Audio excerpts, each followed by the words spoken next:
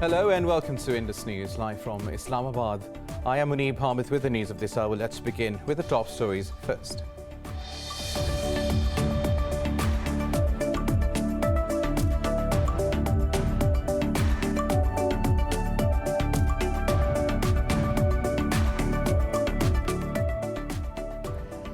The Taliban claim to have captured the capital city of Afghanistan's northern Jowzjan province. A Taliban spokesperson said the governor's office, police headquarters and all government buildings have been cleared in Khyber Khan. This comes a day after the group seized the capital of southwestern province of Nimruz.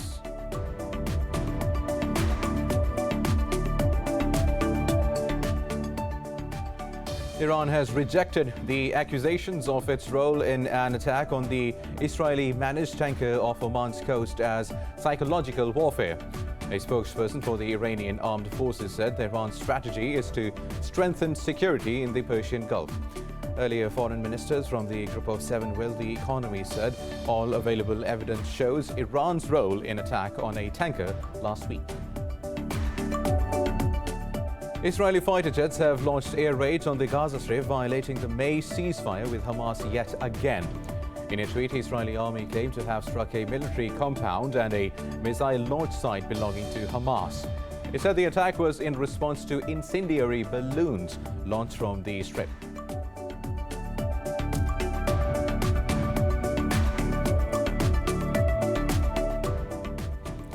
Brazil has reported over 1,000 more deaths from COVID-19 and over 42,000 infections overnight. In Pakistan, 95 people lost their lives to the virus, while over 4,700 tested positive in the past 24 hours. Globally, the fatalities toll has exceeded 4.2 million, with over 201 million infections.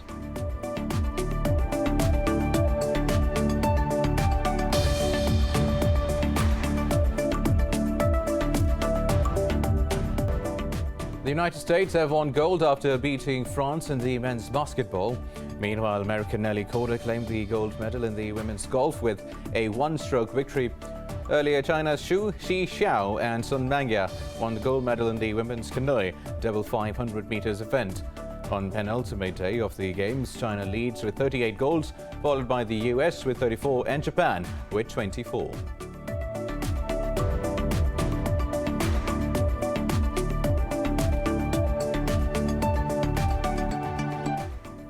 Well, these were the top stories. News in detail after a short break. Stay with us.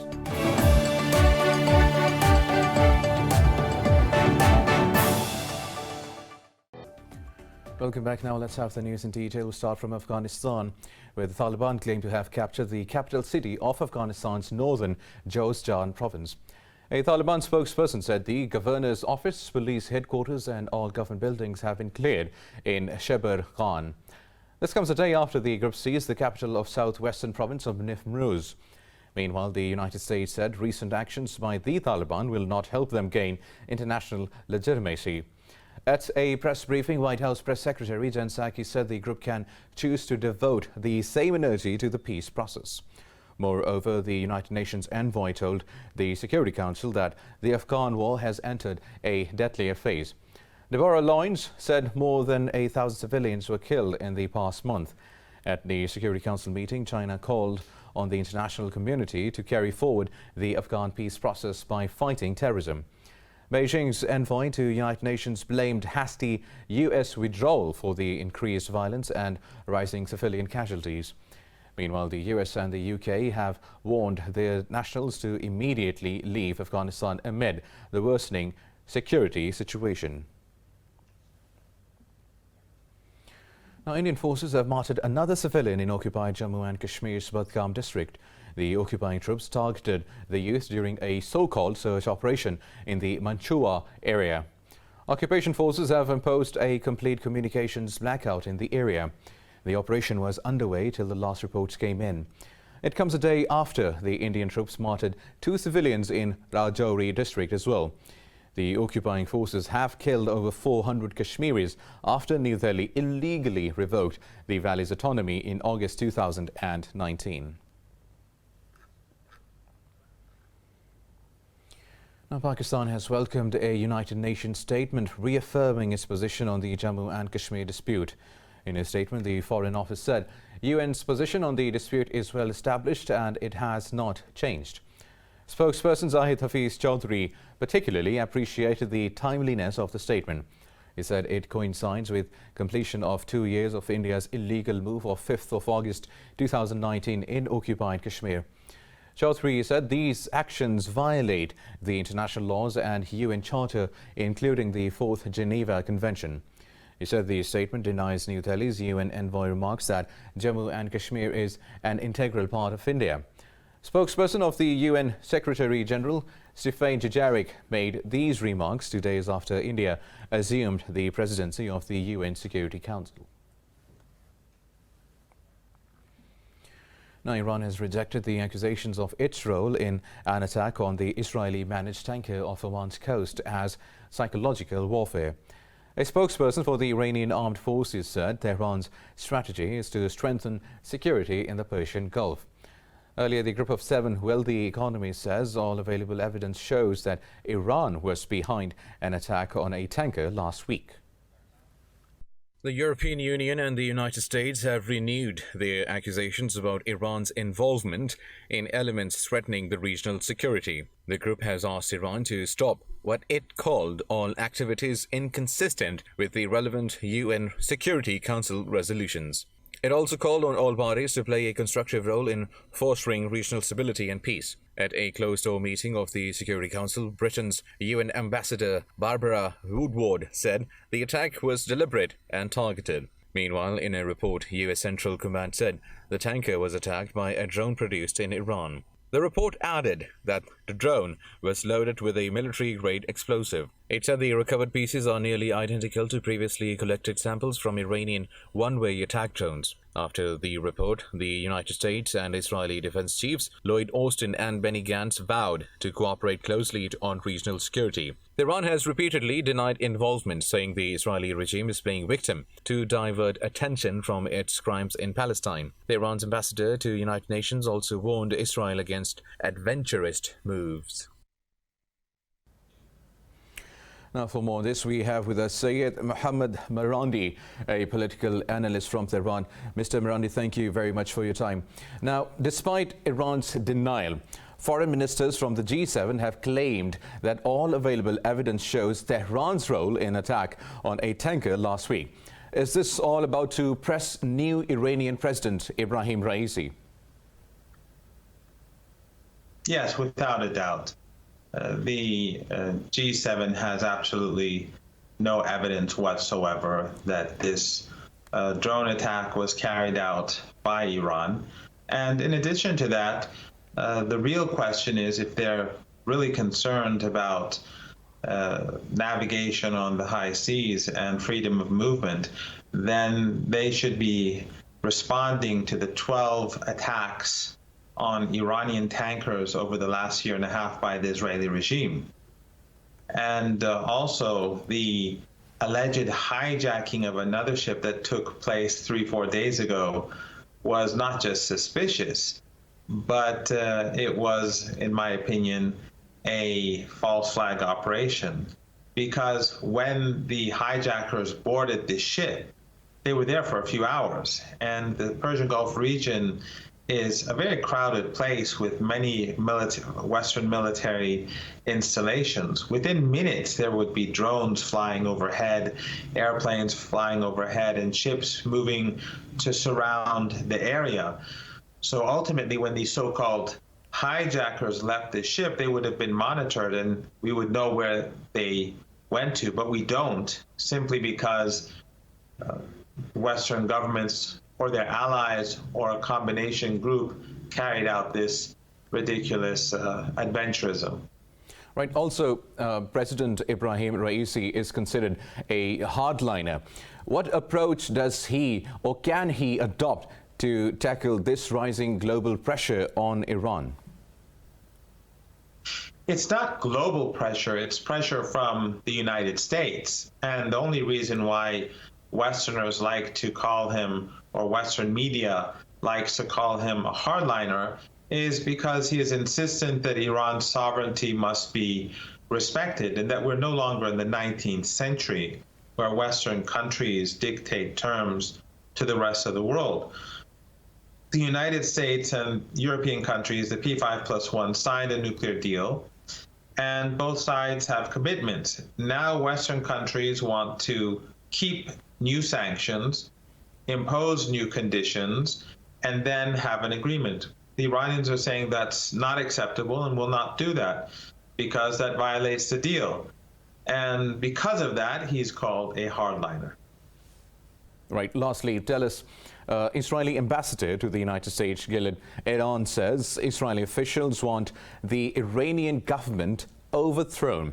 Isn't it against the diplomatic norms and a proxy war on Iran? Yes, without a doubt. But the Israeli regime is a very strange regime. On the one hand, it is an apartheid regime. It carries out ethnic cleansing. And in Syria, on the occupied Golan Heights, which belongs to Syria but is occupied by the Israeli regime, from there the Israelis were supporting both ISIS and Al-Qaeda. So a regime that carries out ethnic cleansing, colonization, supports extremists, it's expected for it to call for the overthrow of a sovereign and independent country. Well, that is. Syed Mohammed Marandi, thank you very much for talking to Indus News.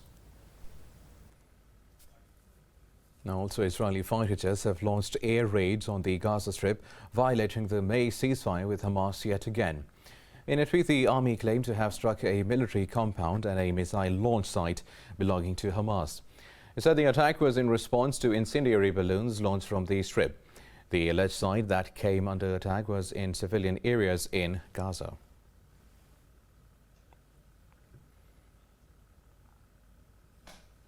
Now, the U.S. has called on Israel, Hezbollah and Lebanon to maintain calm after the escalation of tensions at the border area. The U.S. State Department spokesperson Ned Price says the violence jeopardizes Lebanon's stability and sovereignty. In a statement, he said the cross-border strikes put Israelis and Lebanese at risk. He called upon the Lebanese government to urgently bring the area under its control. Earlier, Lebanon called on the United Nations to pressure Israel for stopping violations of its sovereignty. In a statement, caretaker Prime Minister Hassan Diab said Israel must respect the Security Council resolutions. Israel launched airstrikes and fired artillery at areas from where Hezbollah fired rockets towards a disputed area in Israel. Meanwhile, Iranian President Ibrahim Raisi has hailed Hezbollah's effective deterrence. More news coming up after a short break. Stay with us.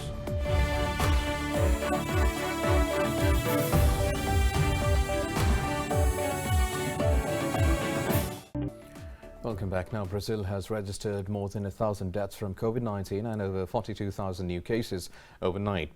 Globally, the fatalities toll has exceeded 4.2 million, with over 201 million infections. More details about the pandemic in this report. The highly contagious Delta variant continues to overwhelm healthcare systems and cause lockdowns. In the US, the White House says it anticipates supply chain disruptions worldwide due to the strain that first emerged in India. In hard-hit Florida state, parents of children with special needs have filed a lawsuit against the Republican governor order forbidding mask mandates. Meanwhile, authorities announced that at least half of the US population has been fully vaccinated now. The US Food and Drug Administration said certain lots of AstraZeneca's vaccine made at a problem-plagued Baltimore facility are fit to be shipped outside the country. Meanwhile, in South America, another nation, Argentina, has surpassed the 5 million infection mark. Argentina does not have high levels of testing. It does not have high levels of double vaccination. Delta strain is possibly spreading through the community. Therefore, the cushion that dissemination has is lower than in other countries unless something I cannot explain happened. And that would be very unusual because we haven't seen it in other countries. Over in Australia, Victoria has reported the highest daily jump in locally acquired cases this year as the state remains under a 7-day lockdown. Meanwhile, Prime Minister Scott Morrison has ruled out mandatory vaccination. However, state officials said if the vaccination rates are not paced up, the country's healthcare system will be overrun. This Delta variant spreads so fast. We look up in Sydney today, 5 people who have lost their lives. I think some of those are in their 60s. You know, we saw just this week a gentleman in his 20s. You know, this will go where the vaccine isn't. We don't have enough people vaccinated. we'll finish up with younger people in hospital, otherwise fit and healthy people. Our system will be overrun if we don't bring this under control. Europe's drug regulator says low blood platelet, dizziness and tinnitus be added to the labels of Johnson & Johnson's single-shot vaccine as potential adverse reactions. In Belgium, 7 residents of the nursing home have died after contracting Colombian variant despite being fully vaccinated. Meanwhile, tourists are highly critical of Italy's decision to make the Green Pass mandatory for an array of leisure activities. Meanwhile, Pakistan has reported 95 more deaths from coronavirus overnight, the highest single-day toll since the 19th of May. The Health Ministry says the virus infected over 4,700 people over the past 24 hours. The ministry said 79,837 cases are active, of which more than 4,200 are in critical condition. According to the health authorities, the COVID-19 positivity rate has risen to 8.24%. Pakistan has so far registered over 1,063,000 COVID cases with nearly 23,800 deaths. Indian Treat Planning Minister Asad Umar says 33% Pakistanis aged 50 or above have now been vaccinated. Pakistan has urged ASEAN to raise voice against the rising Islamophobia and extremist tendencies around the world. Foreign Minister Qureshi was virtually addressing the ASEAN Regional Forum. Qureshi condemned demographic changes of disputed territories by the illegal occupants. The Foreign Minister underscored that a peaceful and stable Afghanistan is central to regional peace. He called for an inclusive, broad-based and comprehensive political settlement through intra-Afghan negotiations.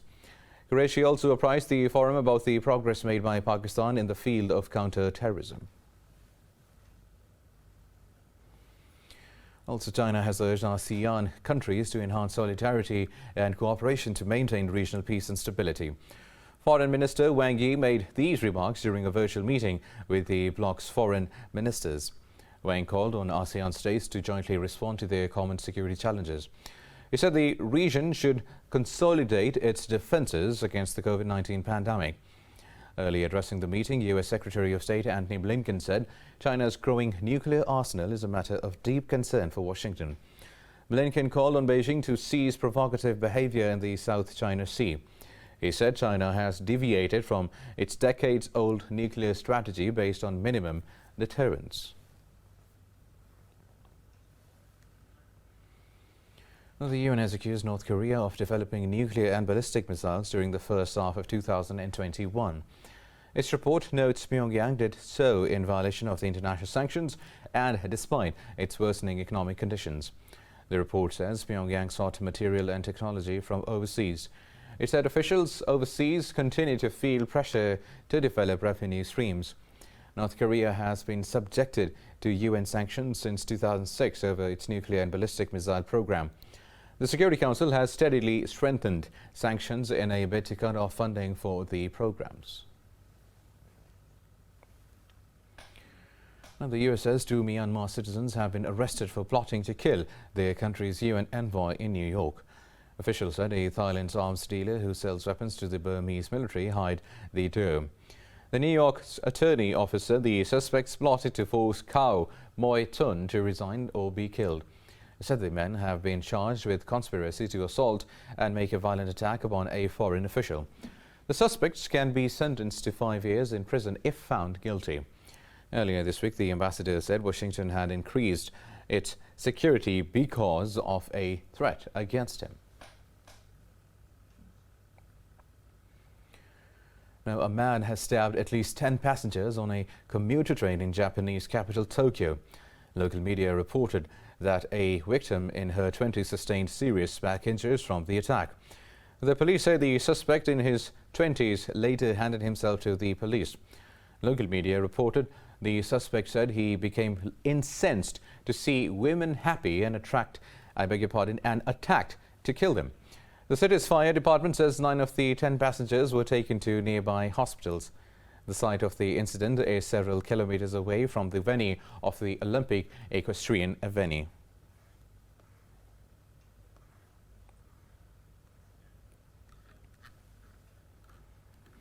Now, the US State Department has added 5 more alleged militants to its specially designated global terrorist list.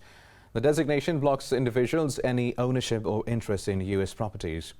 In a tweet, State Secretary Antony Blinken said the designated terrorists belong to Mozambique, Mali and Somalia. He said ISIS Mozambique leader Bonomade Machude Omar led the March attack on a hotel in Palma that killed dozens. He said the US is committed to disrupting terrorist financing and limiting their ability to conduct attacks against civilians. Moving on, now, Beijing has slammed Australian Foreign Minister's remarks that her country will not change its policy in order to restart talks with China. In a statement, the Chinese embassy in Australia said Canberra has mischaracterized the current problem in ties. The embassy said the difficult situation is the result of Australia's actions against China. It said China hopes that Australia will take practical moves towards improving the relations. Earlier, Australia's Foreign Minister Mary Spain told Australia-China Business Council that at present Canberra cannot meet Beijing's conditions. Meanwhile, in Ethiopia, Tigray forces have vowed to reciprocate to central government's threats to deploy entire defensive capability against them. In an interview, a rebel spokesperson warned to march on capital Addis Ababa if the government does not end offensive. This comes after Tigrayan forces entered Amhara and seized Lalibela town, hosting a UNESCO World Heritage Site. The Foreign Ministry warned that Tigray forces' incursion into Amhara and Afar is testing the federal government's patience. It said Tigrayans' advances that have displaced some 300,000 people are forcing the government to change defensive mode.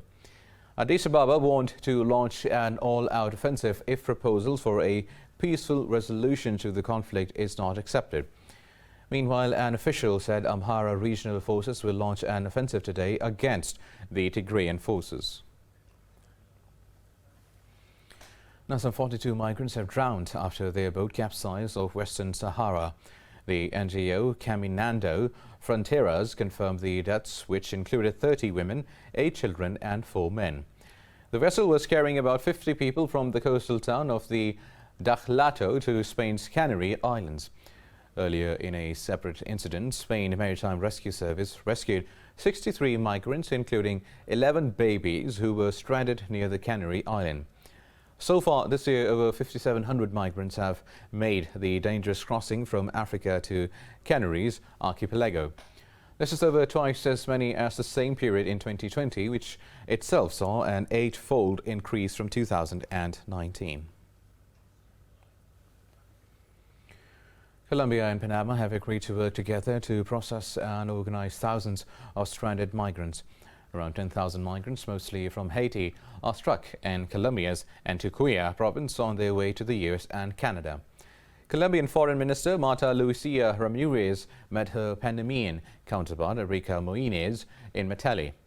Talking to the media, Ramirez said they to lay down the standard procedures for migrants movement into Panama and beyond. She noted human trafficking often goes hand in hand with drug smuggling. For her part, Moines reiterated the two countries resolved to create a common front to attend the migrants. Both transit countries for a migration that does not seek refuge in Panama or Colombia. So we want to involve all of the key actors, both origin or first receivers and the destination countries, so that together we can create protocols and mechanisms that will control the flow and make it safe, always having a humanitarian approach. Now, in the US state of California, firefighters are seeking to take advantage of the weather conditions to make headway against the massive wildfires. The state's largest fire already burned through the historic mining town of Greenville, leaving it in ruins. The so-called Dixie Fire has burned across nearly 433,000 acres across the state. Officials say the blaze is just 35% contained so far. No injuries or deaths have been attributed to the fire yet. However, the flames continue to threaten more than 10,000 homes. Around 16,000 people have been evacuated across state's 5 northern counties amid the raging blazes.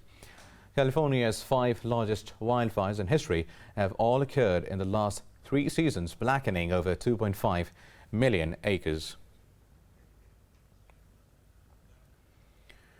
Now in Chile, a tiger has killed a woman at the safari park while she was working in the big cat's enclosure. Authorities say the woman suffered neck wounds in the tiger attack. The police said the victim did not realize that the door of the animal's cage was open. They said she was immediately attacked by this tiger and died on the spot. The safari park was closed following the attack. The prosecutor's office says the police are investigating the attack and probing possible third-party culpability.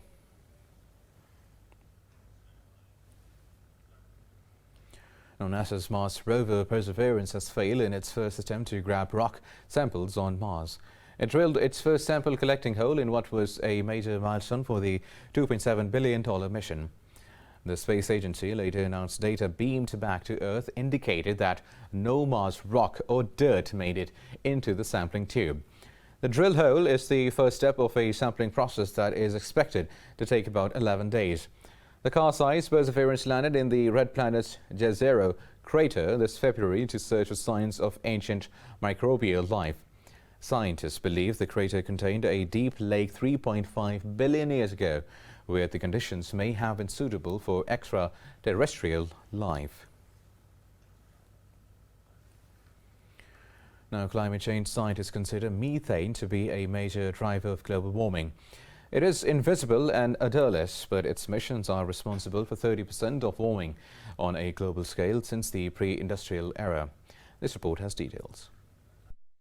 Methane is the main component of natural gas and is over 80 times more potent than carbon dioxide in the first 20 years after emission. It is produced as a byproduct of the oil and gas industry. Methane is the major component of natural gas and, if captured, can be used as a fuel for power plants and domestic purposes. Its concentration in the atmosphere is currently increasing at a rate of around 1% per year. And experts say tackling methane emissions is the strongest lever they have to slow climate change over the next 25 years. There is an industrial area here using a lot of methane. Why we have to put it in the sky and contribute to the destruction of our climate? So there must be more rational ways in year 2021 to use methane instead of venting in the atmosphere. While governments around the world do not usually report leak rate figures, scientists can estimate the leak rate by looking at reported emissions and reported production. A Clean Air Task Force official says he took the images of more than 200 sites across Europe over 3 months. He said most of these sites have been leaking emissions in some way or another. And on the second visit to the same sites revealed the authorities did nothing to fix it and the leakage was still there. Whether it's a leak or some sort of operational practice, most of these emissions can be reduced at negative or marginal costs to the company. For instance, when you look at the video of the rusted hole in the tank from Italy, you see that could have been detected with the leak detection and repair program. And then the company could have gone and fixed the tank. Thanks to rapidly advancing technology, a growing fleet of satellites is now aiming to help close the valve on methane by identifying such leaks from space. Scientists from a European technology startup have been able to pinpoint the location, potency, and size of leaks around the world via satellite imagery.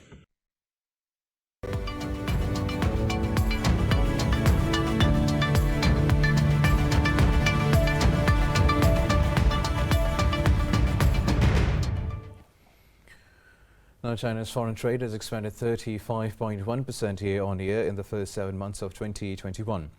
The General Administration of Customs says total imports and exports spiked to $3.3 trillion. The data shows Beijing's exports grew by 35.2%, while imports rose 34.9%.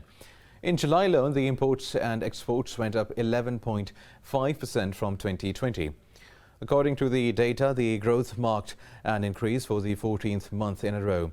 The Association of Southeast Asian Nations remained China's #1 trading partner, followed by the European Union and the United States and Japan.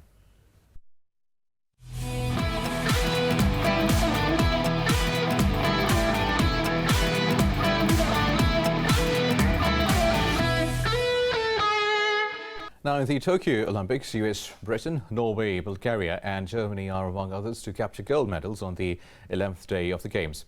China leads the medal standings with 38 golds, followed by the US with 34 and Japan with 24. This report has more on the Games. Day 15 of the Games will feature a total of 34 gold medal events. The US beat France 87-82 in the final to claim their 16th Olympic gold medal in men's basketball. It also bagged the gold in the women's water polo competition after beating Spain. China proved its Olympic diving dominance once again as Cao Yuan took gold in the individual 10-meter platform, with teammate Yang Jian scooping the silver. Meanwhile, Danish duo Lace Norman Hansen and Michael Morkov won the gold medal in the men's Madison. Brighton Galal Yafai won the first boxing gold medal of the Games for his country after an impressive victory over a Filipino opponent in the men's flyweight category. While in women's flyweight boxing, Zelyaskova Krasteva of Bulgaria clinched the gold after beating her Turkish contender. Norwegian duo Christian Serm and Anders Smol won gold in the men's beach volleyball after beating the team of Russian Olympic Committee. Meanwhile, Pakistani athlete Arshad Nadeem is in high spirits to win a medal for his country at the Tokyo Games. He will be competing in the men's javelin throw final in the evening today.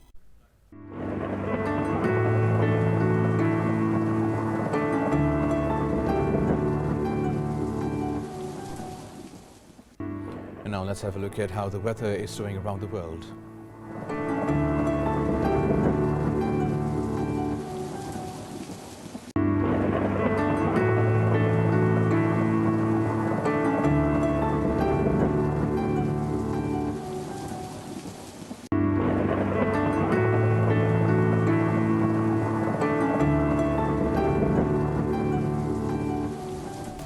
And that is all for now. For the latest updates, you can follow us on social media at Indus.News.